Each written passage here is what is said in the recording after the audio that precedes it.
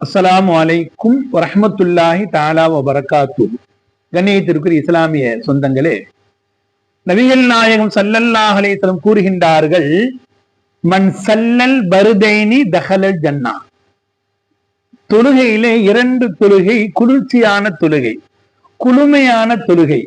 எந்த மனிதர் அந்த இரண்டு தொழுகைகளை தொழுகிறாரோ அவர் சொர்க்கத்துக்கு செல்வார் என்பதாக நபிகளார் கூறுகிறார்கள். அந்த இரண்டு தொழுகை எந்த தொழுகைங்க? ஹதீஸில் எழுதுகிறார்கள், குளிர்ச்சி துவங்குகின்ற நேரம், அதாவது மக்ரீபுடைய தொழுகை. முதலாவது மக்ரீபுடைய தொழுகை.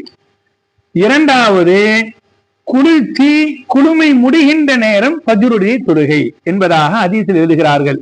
எந்த மனிதர்கள் இந்த மக்ரீபுடைய தொழுகையும் ஃபஜ்ருடைய தொழுகையும் குளுமை நிறைந்த தொழுகை, அதாவது குளிர்ச்சியான காலத்தில் தொழுதாலும் சரி, மற்ற காலங்களாக இருந்தாலும் சரி, இந்த இரண்டு தொழுகைகளை தொழுகின்ற மனிதர்கள் சொர்க்கம் செல்வார் என்பதாக நபிகள் நாயகம் ஸல்லல்லாஹு அலைஹி வஸல்லம் பதிவு செய்கிறார்கள். அப்ப மற்ற மூன்று தொழுகை என்ன நன்மை தராதா? லுஹர் தொழுகை இருக்குது, அசர் தொழுகை இருக்குது, இஷா தொழுகை இருக்குது. அப்படி அல்ல விஷயம். என்ன சொல்ல வருகிறார்கள்? இந்த ஃபஜ்ருடைய தொழுகையும் மக்ரீபுடைய தொழுகையும் ஒரு மனிதன் தர்த்தீபா தொழுவான் என்று சொன்னால் மற்ற மூன்று தொழுகைகளை தானா தொழுவதற்குரிய அந்த ஈடுபாடு வரும் என்பதை ஹதீஸ் தெளிவாக சொல்கிறது. எல்லா தொழுகைகளும் தொழுகை ஆக வேண்டும்.